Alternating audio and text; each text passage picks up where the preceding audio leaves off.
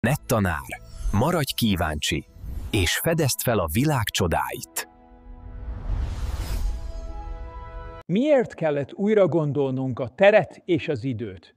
Üdvözöllek a Nettanár csatornán. A mai napon a relativitás elmélet születéséről fogunk beszélni.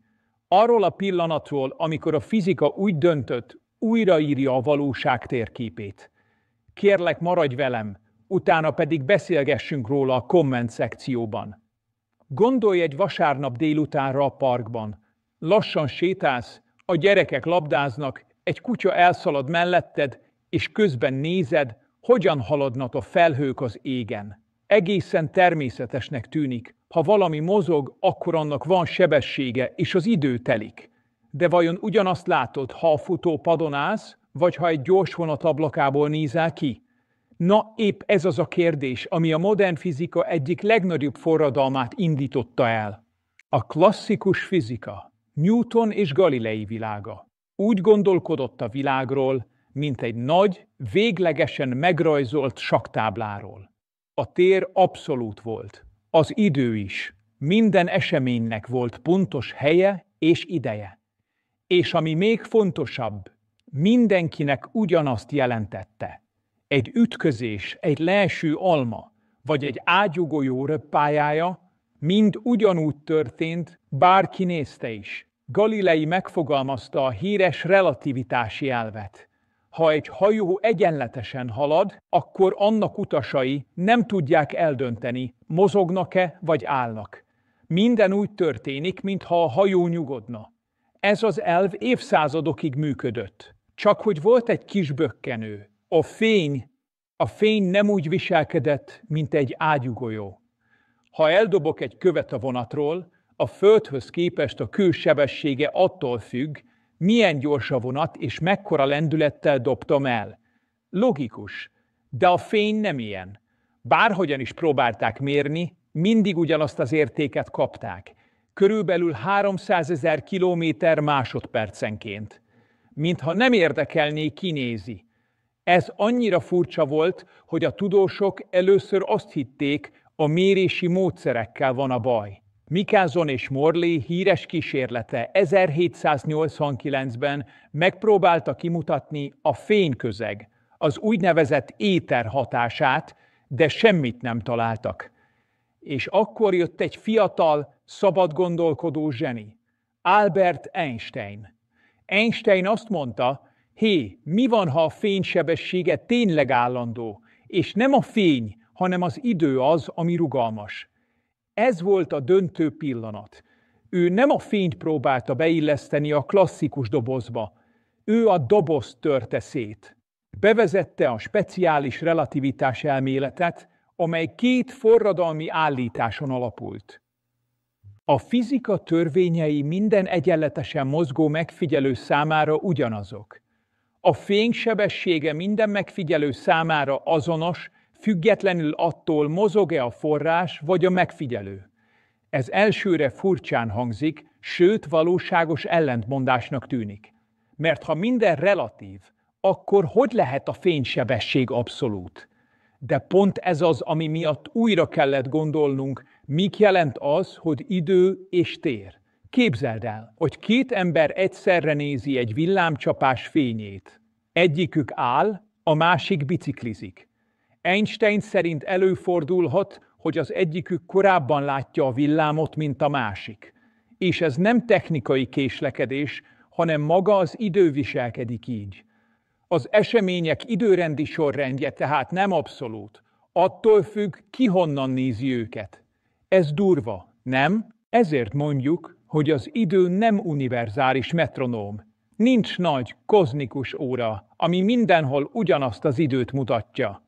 Az idő eltorzulhat, megnyúlhat vagy összehúzódhat, attól függően, hogyan mozogsz. Ugyanez igaz a térre is. A távolság nem távolság önmagában, az csak egy viszony, amely az idővel együtt egy új entipást alkot, a téridőt. Einstein forradalma tehát nem pusztán új számítási módot hozott, hanem teljesen új világnézetet. Azt mondta, Amit eddig különálló dolgoknak hittünk, tér és idő, az valójában egy négydimenziós szövet. Ebben a szövetben minden eseménynek van egy világpontja, és ezek összekötéséből lesz a világvonal, a létezés története. Ez már nem sakktábla, hanem inkább gumiháló, és itt kezdődik a relativitás elmélet valódi mélysége. Mert ha az idő nem abszolút, akkor a sorrendiség és így az okság is új értelmet nyer. Mi az, ami megtörténhet? Mi az, ami nem? És ki dönti el? Ezekre a kérdésekre keressük a választ a következő részekben. De egy dolog már most biztos. Einstein tanítása nem csak a fizikusok játéka, hanem mindannyiunk világképének része lett. És ki tudja, talán holnap te is másképp nézel majd az órádra. Mi az a kölcsönhatás, és meddig tart, míg megérkezik? Amikor megérintesz valakit, azonnal érzi, igaz? Vagy amikor meghúzod a szőnyeget a kávés csésze alól, az már is eldől. Legalábbis úgy tűnik. De vajon tényleg azonnal történnek a dolgok? És ha nem, mennyi idő telik el egy hatás és annak következménye között? Ez a kérdés messzebbre vezet, mint elsőre hinnéd. Egészen a téridő szövetének legmélyéig. A klasszikus fizikában a kölcsönhatások, vagyis amikor két dolog hatással van egymásra, általában azonnalinak számítottak. Ha két tömegpont között van egy erőhatás, akkor az egyikben bekövetkező változás azonnal érződik a másikon is. Mintha a világ egy instant üzenetküldő rendszeren futna, ahol nincs késlekedés. Csak hogy a természet nem ilyen sietős. A valóságban, ahogy azt kísérletek tucatjai igazolták, egy kölcsönhatás nem terjed végtelen sebességgel. Ha valami történik az egyik helyen, az hatással van a másikra. De csak egy kis idő múlva. Ezt az időt az határozza meg, hogy milyen messze vannak egymástól az események, és milyen gyorsan tud az információ, a hatás eljutni az egyik pontból a másikba. És itt jön a kulcs szó. Információ. A kölcsönhatások, függetlenül attól, hogy elektromágnesesek, gravitációsak vagy valamilyen más természetűek, valójában információt közvetítenek. Az egyik részecske megsúgja a másiknak, hogy éppen mi történik vele. De ez a suttogás csak egy meghatározott sebességgel terjedhet. Ez a sebesség nem más, mint a fénysebesség, a természet végsebessége. Körülbelül 300 000 kilométer másodpercenként. Ezt tekintjük a kölcsönhatások maximális terjedési sebességének. És a relativitás elmélet szerint ennél gyorsabban semmi sem vihet információt egyik pontból a másikba. Nincs kivétel, nincs VIP sáv, ez a kozmikus gyorshajtási limit.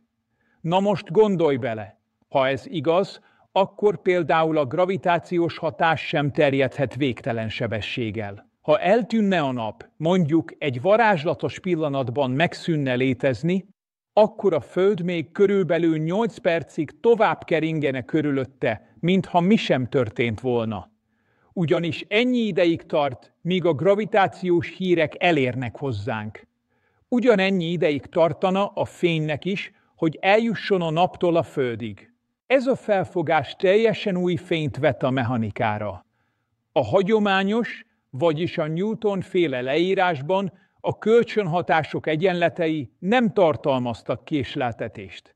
Ha A megváltozott, akkor B is azonnal változott. Ez azonban ellentmond a tapasztalatoknak és a fénysebesség invarianciájának. Einstein tehát nem csak azt mondta, hogy a fénysebessége konstans, hanem azt is, hogy minden kölcsönhatás csak időben késleltetve érvényesülhet. Ez nem csupán technikai részlet, hanem a világ működésének egyik alapelve. A tér és idő nem csak színpad, ahol játszódik a történet, hanem maga is résztvevő, amely megszabja a játék szabályait. És van ebben valami gyönyörű, mert ha minden eseménynek időbe telik, mire hatása érződik máshol, akkor a világegyetem szó szerint lélegzik. Minden mozdulat, minden történés hullámként indul útnak. Terjed, elér valakit vagy valamit, és hat rá, de nem azonnal, hanem türelemmel, a téridő szabályai szerint. Innen nézve az egyből megtörténik kifejezés egyszerűen értelmetlenné válik. A fizikában nincs azonnal, csak gyors van, és még gyorsabb nincs.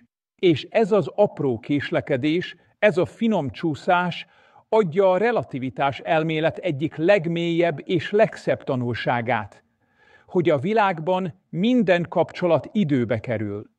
És ez nem hiba, ez maga a törvény. Lehet-e egyszerre két esemény különböző helyen? Tegyük fel, hogy épp egy hegyi menedékházban ülsz, nézed az eget, és két villám csap be egyszerre, az egyik a közeli völgybe, a másik egy távoli szikla tetejére. Azt mondod, ez a kettő pont egy időben történt. De tényleg? És mit jelent egyáltalán az, hogy egy időben? A hétköznapi tapasztalataink azt sugják, hogy ha egyszerre látunk két eseményt, akkor azok egyszerre is történtek. Csak hogy van egy kis trükk, a látás maga is időbe telik. A fénynek időre van szüksége, hogy eljusson a szemünkig. Így könnyen előfordulhat, hogy amit egyszerre látunk, az valójában nem egyszerre történt, csak a fényük egyszerre ért ide. A klasszikus fizika ezzel nem sokat foglalkozott. Newton világában az idő abszolút volt. Ha valaki egy mérőszalagot feszített volna ki a világegyetem két vége között, és az egyik végén történt valami 1993-ban, a másikon pedig egy másik esemény is ugyanakkor, akkor ezek a dolgok tényleg egy időben történtek. Bárki bárhonnan nézi. Einstein viszont azt mondta, nem, az idő nem ilyen. Azt állította, hogy az idő relatív, azaz különböző megfigyelők különböző időrendet láthatnak ugyanazokra az eseményekre. Ez nem csak filozófiai különbség, ez konkrét, mérhető, fizikai jelenség. Képzeljünk el két embert. Egyiket nevezzük Annának. Ő egy állomáson várja a vonatot. A másik, Béla, épp a vonaton ül, amely egyenletesen halad. A vonat közepén egyszer csak felvillan egy fény, pontosan az utastér közepén. Anna az állomásról úgy látja, hogy a fény először a hátsó vagomba ér el, és csak utána az elsőbe. Miért? Mert a vonat előre mozog, így a fénynek nehezebb dolga van elérni az elejét.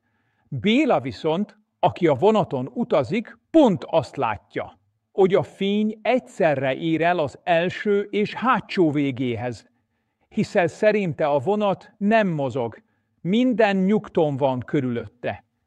Kinek van igaza? Mindkettőjüknek, és pontosan ez a relativitás elmélet egyik kulcsgondolata. Az egyidejűség relatív, nincs univerzális most. A tér és idő annyira összefonódik, hogyha mozgásban vagy, másképp metszed el a téridőt, mint aki áll.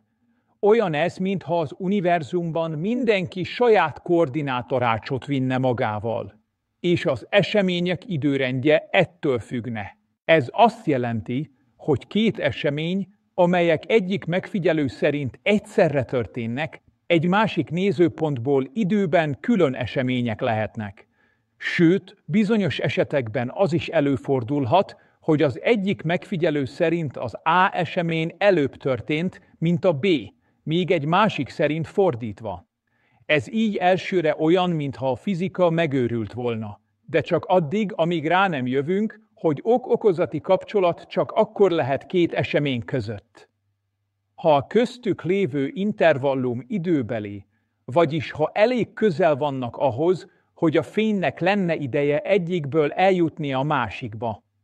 Ha viszont a két esemény túl messze van egymástól, még a fény sem tudna egyikből a másikba eljutni a közbenső idő alatt.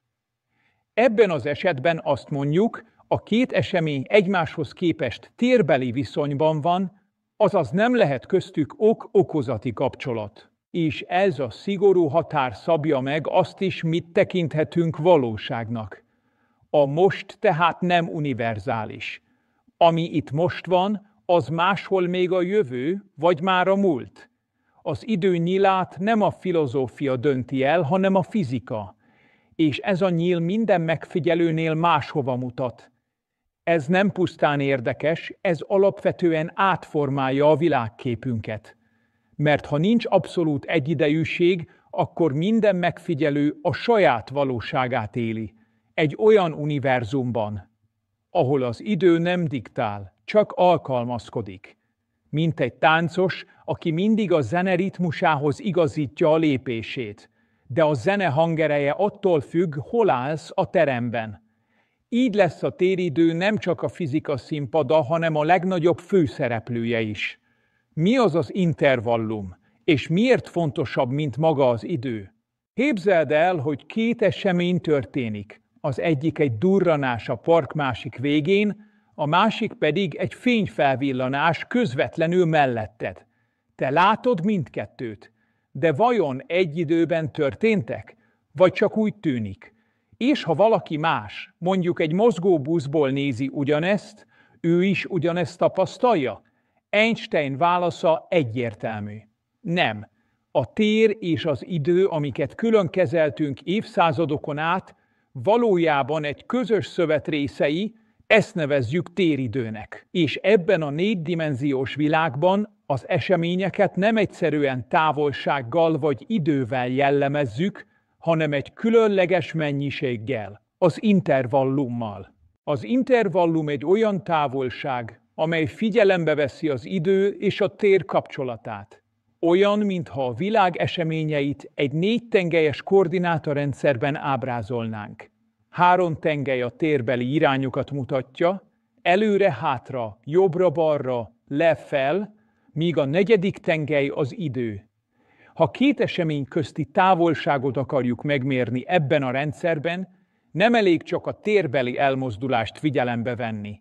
Az is számít, mikor történtek ezek az események. És itt jön a csavar, a téridőben ez a távolság, vagyis az intervallum nem úgy viselkedik, mint a szokványos euklideszi távolság.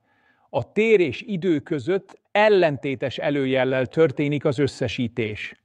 Magyarul, ha 2 esemény térben közel van, de időben távol, vagy épp fordítva, az hatással van arra, mekkora az intervallum közöttük. Bár nem mondunk képleteket, azért leírjuk szavakkal. Az intervallum kiszámításánál az időbeli különbséget megszorozzuk a fénysebességgel, majd ezt az értéket négyzetre emeljük.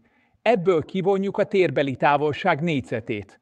Az így kapott érték lehet pozitív, negatív vagy nulla, és ez alapján 3 intervallumot különböztetünk meg. Az első időbeli intervallum. Ez akkor van, ha 2 esemény között olyan kapcsolat van, hogy a fénynek lenne ideje eljutni egyikből a másikba.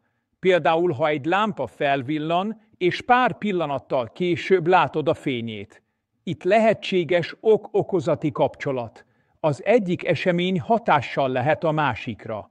A második térbeli intervallum. Ez azt jelenti, hogy a 2 esemény annyira távol van egymástól térben, és olyan rövid az időköz, hogy a fényt sem tudna egyikből a másikba elérni időben.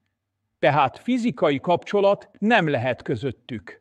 Ez a kategória a túl későn, túl messze típusú esetek világa. A harmadik fényszerű intervallum. Ez az az eset, amikor 2 eseményt pontosan annyi idő választ el, amennyi alatt a fény éppen odaérne egyikből a másikba. Ilyen például, amikor a napból kilépő fény 8 perc múlva elér a Földre. Ez a természet maximálisan engedélyezett sebessége. Most képzelj el egy térképet, ahol a jelen pillanat egy pont. Ha egy kör alakú határvonalat húzunk köré, az mutatja, hogy a fény onnan merre tudna tovább haladni. Ez a híres fénykúp. Minden. Ami a fénykúp belsejébe esik, lehet a múltunk vagy a jövőnk, vagyis lehet hatással ránk. Ami ezen kívül van, az úgynevezett térszerű távolságban van. Tehát semmilyen hatás nem érhet el oda, és onnan sem jöhet semmi hozzánk. Mintha a téridő azt mondaná, ennek már semmi köze hozzád. Ez a megkülönböztetés nem csak elméleti játék. Ez az alapja annak, hogy mi számít lehetségesnek a világegyetemben. Ha az intervallum időbeli, akkor ok és okozat kapcsolatba léphet. Ha térbeli, akkor az egyik nem hathat a másikra. És ha éppen fényszerű, akkor az események között a fénysebesség adja a határt. Einstein egyik legnagyobb újítása tehát az volt, hogy a tér és idő helyett az intervallumot tette a fizika középpontjába. Ez az egyetlen mennyiség, ami minden megfigyelőnél ugyanaz marad. Lehet, hogy te szerinted két esemény egy időben történt, és egy másik megfigyelő szerint nem, de az intervallum akkor is ugyanakkora lesz. Ez adja a téridő gerincét, egy abszolút értéket a relativitás világában. És ha belegondolsz, ez nem is olyan idegen, hiszen mi sem csak időben vagyunk valahol, hanem együtt térben és időben. Az, hogy mikor történik valami, nem választható el attól, hogy hol történik. Szóval legközelebb, amikor azt mondod, ez pont akkor történt, amikor az, kérdezd meg magadtól, vajon tényleg, vagy csak úgy tűnt? Az intervallum nem hazudik. Ő a téridő őszinte mércéje.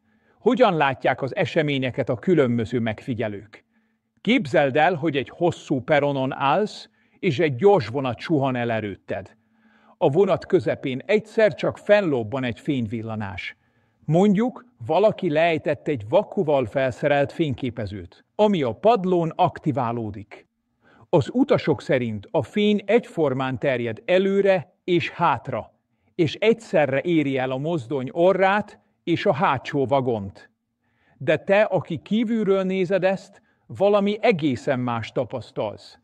Hiszen míg a fény elindul, a vonat eleje elmozdul előle, a hátulja pedig közelebb jön hozzá. Számodra tehát a fény hamarabb éri el a hátsó vagont, és csak később a mozdonyt.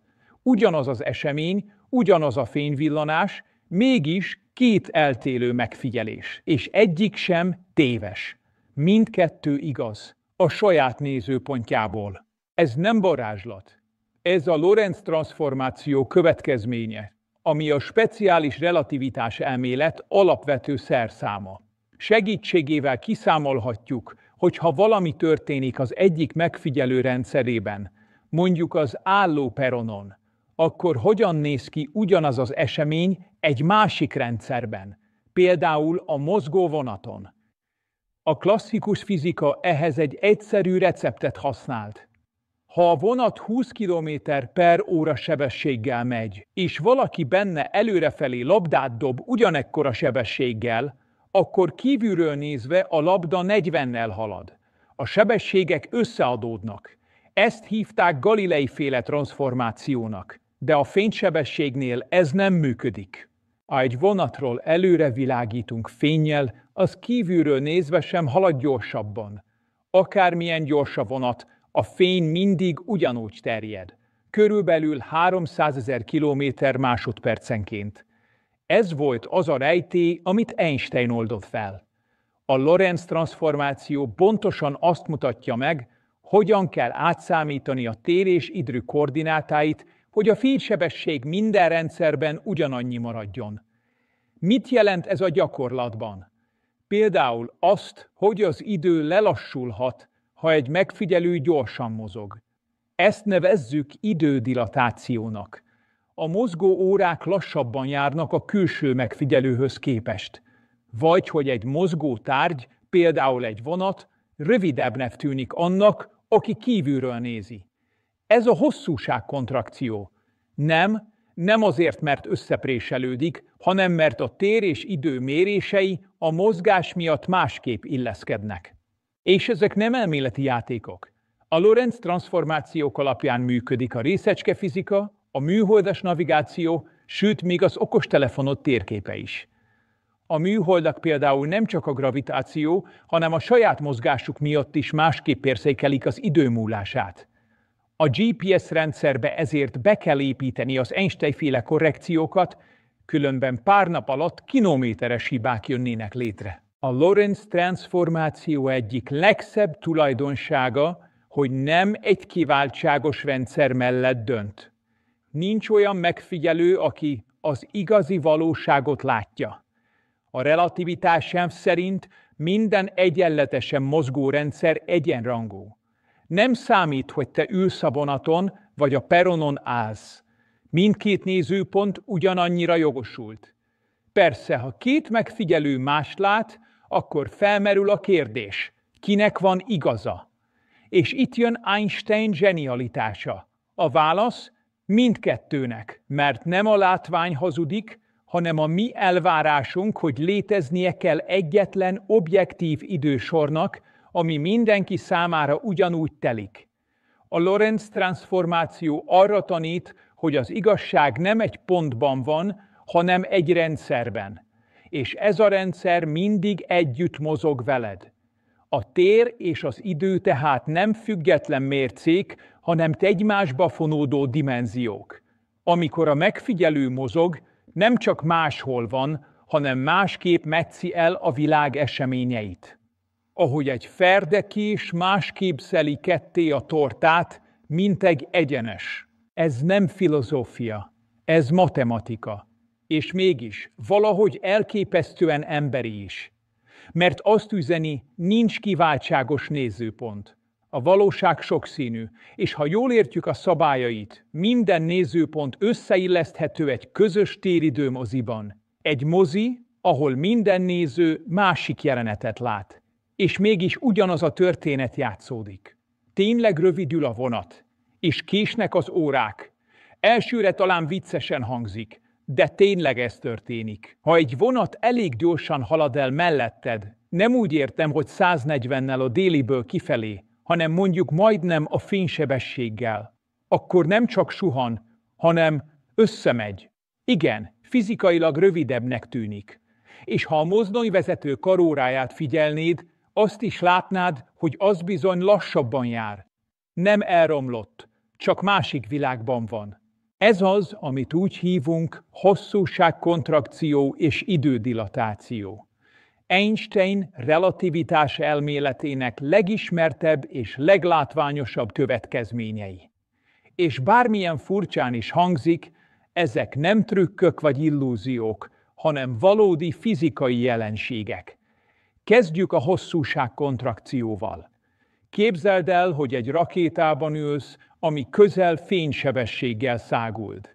A rakéta hátuljától az orráig mérve a hossza mondjuk 100 méter. Ez rendben is van, hiszen a saját rendszeredben semmi különöset nem tapasztalsz. Minden normális. A padló nem inog, a tollad is ugyanúgy esik le. De egy kívülálló, aki az űr egy pontján áll és nézi, hogyan suhansz el előtte, nos, ő mást lát. Szerinte a rakéta megrövidült. Nem 50 méterre, nem 20-ra, hanem pontosan egy olyan arányban, amit a sebesség határoz meg. Minél gyorsabban haladsz, annál jobban összenyomszódik a mozgás irányában. Ez elsőre lehetetlennek tűnik. Hogyan lehet valami egyszerre 100 méteres, meg rövidebb is? A válasz kulcsa a mérés módjában rejlik.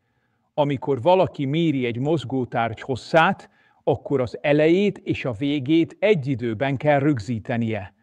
Vagyis egyszerre kell megnéznie a két végét. Csak hogy, és itt jön a relativitás egyik legmeglepőbb pontja, az egy időben kifejezés nem ugyanazt jelenti minden megfigyelő számára. A különböző rendszerekben a szinkronizált órák másként járnak, így a most nem egyezik. Ezért a hossz is mást jelenthet. Most nézzük az idődilatációt. Ez még izgalmasabb. Ugyanabban a rakétában vagy, még mindig fénysebesség közeli sebességgel haladsz. Nálad az órát pontosan ketyeg. 1 perc az 1 perc. De aki kívülről nézi, azt látja, hogy az órád lelassult. Nála ugyanannyi idő alatt te kevesebb időt éltél meg. Ezt a jelenséget nem csak órákkal lehet megfigyelni, hanem élőlényekkel is. Ez nem elmélet. A részecskefizika naponta igazolja. Vegyünk például egy műont, egy nagyon rövid életű részecskét, ami a légkör felsőbb rétegeiben keletkezik, amikor a kozmikus sugarak eltalálják a Földet. A műon néhány ezred másodperc alatt elbomlik, és mégis sokszor leér a felszínig. Hogyan lehetséges ez? A válasz: a saját rendszerében nem telik el annyi idő. Mivel közel fénysebességgel halad, az ő szempontjából kevesebb idő múlik el, így túléli az utat. És az ikerparadoxon? Ez az egyik legismertebb gondolatkísérlet. Két iker közül az egyik elutazik egy szupergyors űrhajón, majd visszatér. Aki otthon maradt, öregebb lesz. Nem képzeletbeli, nem filozófiai, hanem fizikai tény. Az utazó órája és ezzel együtt a teste biológiai folyamatai valóban lassabban teltek.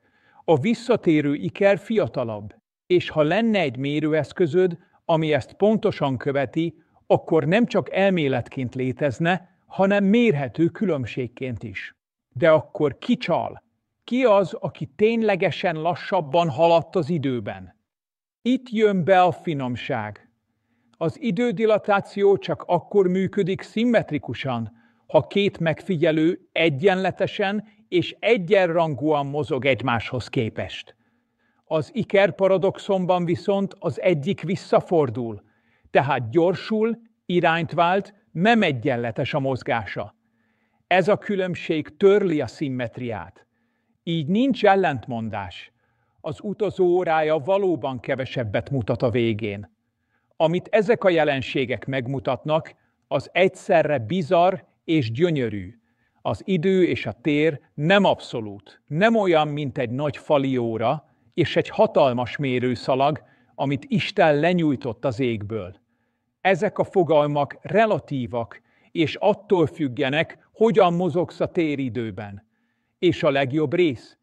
Ezeket nem kell hinni, ezek mérhetők, részecskegyorsítókban, navigációs rendszerekben, űrhajósok műszerein. A fizika nem varázslat, de néha olyan, mintha az lenne. Szóval, ha legközelebb valaki vicceskedve azt mondja, hogy ha gyorsabban szaladnál, tovább élnél, nos, ne nevess ki azonnal, mert bizony igaza van, csak nem feltétlenül érdemes futva élni az életet, még ha a vonat ettől rövidebb is lesz. Mi történik, ha a sebesség elérhetetlen? A fénysebesség. A fizika világában ez nem csak egy gyorsasági csúcs, hanem egyfajta tiltott határ, mint egy láthatatlan kerítés az univerzum szélén, amit semmi, ami anyagból van, nem ugorhat át. De miért van ez így? És mi történne, ha mégis megpróbálnánk? Képzeld el, hogy egyre gyorsabban mész. Kezdetben csak sétálsz, aztán futsz, aztán rakétába szállsz, majd fénysebesség felé közelítesz.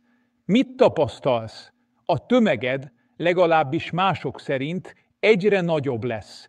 Nem csak egy kicsit, drámaian. A gyorsuláshoz egyre több és több energia kell, de a végén már bármennyi energia sem lesz elég. Ez nem valami szellemi korlát, amit Einstein csak úgy beírt a képletbe. Ez a téridő szerkezete maga. A fénysebesség olyan, mint egy végtelen domb, amin soha nem jutsz a csúcsra, bármennyi üzemanyagod van is. A tömeged ugyanis úgy növekszik, hogy az elérendő sebességhez szükséges energia végtelenné válik. A fény viszont nem így viselkedik. A fénynek nincs nyugalmi tömege. A foton, a fény kvantumrészecskéje mindig fénysebességgel halad. Nincs más választása. És éppen ezért a foton számára az idő megáll. Ez nem költői túlzás. A foton szempontjából nem létezik az idő múlása. Ha te magad fénysebességgel haladnál, nem élnél meg köztes pillanatokat. A kiindulási és érkezési pont egybeesne. Ez a gondolat azonban csak egy gondolatkísérlet. Mert te, mint minden anyagból készült valami ebben az univerzumban, soha nem haladhatsz fénysebességgel. Ez nem fizikai képtelenség, hanem kozmikus törvény. De fordítsuk meg, mi történne, ha valami lassabban haladna a fénynél, de egyre közelebb kerülne hozzá? Nos, ilyenkor olyan jelenségekkel találkoznánk, amikről már beszéltünk. Az idődilatációval, a hosszúságkontrakcióval, a tömeg növekedésével. A közeledés a fénysebességhez nem csak fizikai erőfeszítést, hanem egyre növekvő energiaigényt is jelent. És akkor ott vannak a részecskegyorsítók. Ezek nem mások, mint földi katedrálisok, ahol a fizika törvényeit tesztelik. Például a nagy hadronütköztető Svájcban és Franciaországban olyan protonokat gyorsít, amik másodpercenként csaknem 300 000 kilométert tesznek meg, vagyis éppen, hogy nem érik el a fénysebességet. De sosem is fogják. Itt fontos megjegyezni valamit. A fénysebesség nem egyszerűen egy sebesség a többi között. Ez a természet alapvető állandója. Nem függ attól, hogy ki méri, vagy hogy a fény honnan jött. Minden megfigyelő ugyanazt az értéket kapja, és ez az, ami miatt az egész relativitás elmélet működik. De vajon miért pont ennyi? Miért nem gyorsabb vagy lassabb a fény? Ez már filozófiai határokat súrol. A természet választhatta volna máshogy, vagy lehet, hogy nem volt választása. Talán a fénysebesség nem is a fényről szól, hanem arról, hogyan szerveződik a tér és az idő ebben az univerzumban.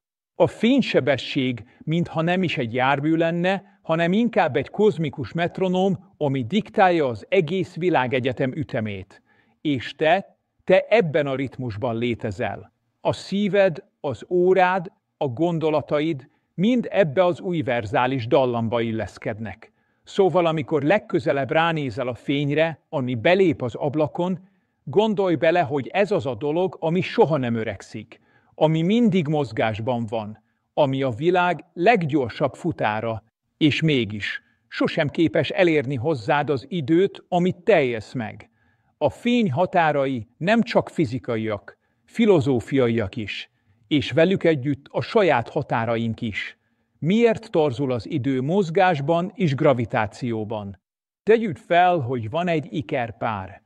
Az egyikük itt marad a Földön, a másik pedig elindul egy űrhajóval, amely szinte fénysebességgel száguld a világűrben. Amikor évtizedekkel később újra találkoznak, meglepve tapasztalják, hogy a Földön maradt testvér sokkal öregebb lett, míg az utazó alig változott. Ez nem science fiction, ez az idődilatáció. Az idő, az, amit mindannyian megtanulunk a karóránkról leolvasni, nem valami objektív, merev színpad, ahol minden esemény egyszerre történik. Az idő relatív, vagyis attól függ, hogy ki hogyan mozog és milyen gravitációs térben tartózkodik. Kezdjük a mozgással. Amikor valaki gyorsan halad, az ő időérzékelése lelassul a külső megfigyelőhöz képest. Ez nem illúzió. Ha egy gyorsan mozgó órát nézünk, az valóban lassabban jár, mint egy álló. Minél gyorsabb a mozgás, annál nagyobb a különbség.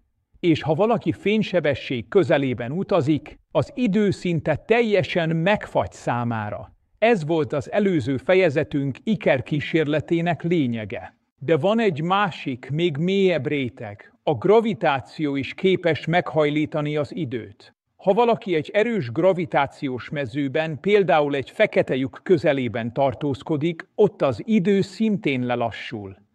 Ezt a jelenséget úgy hívják gravitációs idődilatáció. Einstein általános relativitás elmélete szerint a tömeg meghajlítja a téridőt. Nem úgy kell elképzelni, mintha a téridő egy gumilepedő lenne, amin egy nehéz golyó horpadást okoz. De ez a kép mégis segít. Minél nagyobb a tömeg, annál mélyebb a gödör, amit a téridőbe váj. És ebben a gödörben az idő is másként viselkedik. Lassabban telik. Ez nem csak elméleti érdekesség. A mindennapokban is számít. Vegyük a globális helymeghatározó rendszert, ami segít a telefonodnak megtalálni a helyzetedet. A műholdakon lévő órák gyorsabban járnak, mint a Földön lévők, mivel kisebb rájuk a gravitáció hatása. Ha ezt nem vennék figyelembe, naponta több kilométeres eltérést kapnál a térképen. Tehát amikor legközelebb megnézed az órádat, gondolj bele, Az idő, amit mérsz, nem abszolút. Attól függ, hol vagy. Attól függ, milyen gyorsan mozogsz. És attól is, milyen közel vagy egy bolygóhoz, csillaghoz vagy fekete lyukhoz. És ez még csak a kezdet. Mert ha az idő ilyen rugalmas, ha meghajlítható, lelassítható, sőt akár meg is állítható, akkor talán az egész világ mindenség sem az, aminek elsőre tűnik. Talán az idő nem is egyenes vonal, hanem egy hullámzó, görbülő, rejtélyes mező, ami csak látszólag egyszerű. Az idő tehát nem csak ketyeg, az idő hajlik, az idő torzul, és az idő épp úgy viselkedik, mint bármelyik másik fizikai mennyiség, érzékeny a körülményekre. Mint egy érző lény, aki mindig alkalmazkodik. Csak éppen nem gondolkodik, hanem törvényt követ. A természet törvényét. És ez a törvény még mindig Einstein nevét viseli. Lehet-e az idő megállítani vagy visszafordítani? Tudod, van valami varázslatos abban, hogy reggel felkel a nap, a kávé kihűl az asztalon, a gyerekek fellőnek, és mi magunk is öregszünk. Mindez annyira természetesnek tűnik, hogy szinte eszünkbe sem jut. Miért csak egy irányba halad az idő? Miért nem láttunk még senkit visszafiatalodni? Miért nem jön vissza a kihűlt kávé eredeti forró állapotába? Miért nem lehet visszafordítani az időt? A válasz a termodinamika második főtétele. Ez azt mondja ki, hogy egy zárt rendszerben az entrópia, azaz a rendezetlenség mértéke mindig növekszik. Képzeld el, hogy összekeversz egy adag cukrot egy pohár vízben. Az elején még szép, különálló szemcséket látsz, de aztán lassan eloszlanak a vízben. Ez a növekvő rendezetlenség, az entrópia. A fizika azt állítja, hogy az entrópia nem csökkenhet magától, vagyis a cukor sosem fog spontán újra összeállni az alján. Ez az, amit időnyílnak nevezünk. A világban zajló folyamatok nagy része nem téríthető meg. Persze a mikroszkopikus szinten, az atomok és részecskék világában sok folyamat elméletben megfordítható. De ha ezeket sokaságban nézzük és beleszámítjuk a kölcsönhatásokat, akkor már megjelenik egy irány a jövő felé. Van itt azonban egy izgalmas filozófiai csavar.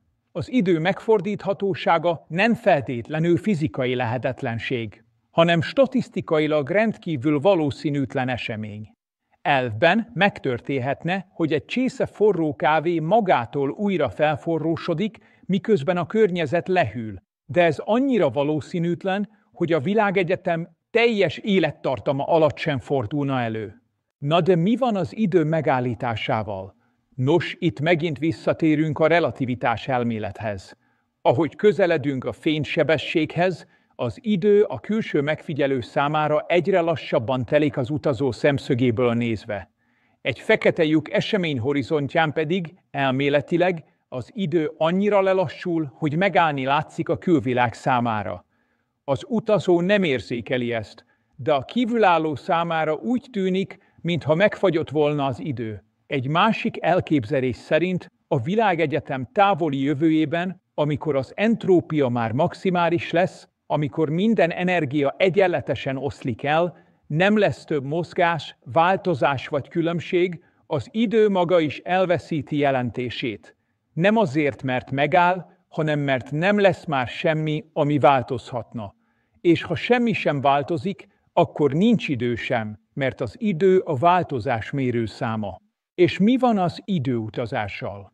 Az elméletek itt már messzebb merészkednek. Bizonyos megoldások az Einstein-féle téridő egyenletekben engednének zárt időhurkokat, ahol visszajuthatunk a múltba.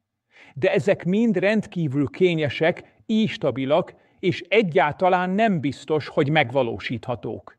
Ráadásul itt jönnek a paradoxonok. Mi van, ha visszamész az időben, és megakadályozod a saját születésedet? Vagyis, az idő megállítása és visszafordítása nem kizárt elméleti lehetőség, de a gyakorlatban ez olyan, mintha egy csepp vizet próbálnál a tengerből visszacsorgatni a felhőbe. Lehet róla beszélni, lehet álmodni róla, és lehet számolni vele. De a fizika törvényei még mindig nagyon komolyan veszik a valószínűséget. És a valószínűtlenség néha hangosabban beszél, mint a lehetőség maga. A múlt tehát zárt ajtó, a jövő viszont nyitva van. És hogy mit kezdünk ezzel a nyitott ajtóval, nos, az már nem a fizika dolga, hanem a mi döntésünk. Miért számít a téridő szerkezete a valóság megértésében? A legtöbben úgy képzelik a világot, mint egy háromdimenziós színpadot, ahol az események egymás után történnek. Mintha lenne egy háttér, a tér, ahol a dolgok zajlanak, és mellette egy metronómként ketyegő idő, ami csak úgy telik. De a modern fizika egyik legnagyobb forradalma pontosan az volt, hogy ezt a kettőt nem lehet többé szétválasztani. A tér és az idő nem különálló dolgok, hanem egyetlen közös valóság, a téridő. Ez a felismerés, amely Einstein nevéhez fűződik, alapjaiban változtatta meg azt, ahogyan a világot látjuk. A téridő nem egy passzív háttér, mint egy színpad. Inkább olyan, mint egy rugalmas gumilepedő, amit meggörbíthetnek a benne lévő tömegek.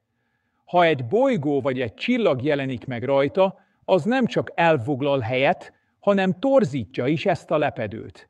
És ha ez megtörténik, akkor az összes mozgó dolog, például a fény vagy az űrhajók, kénytelen követni ezt a görbült utat.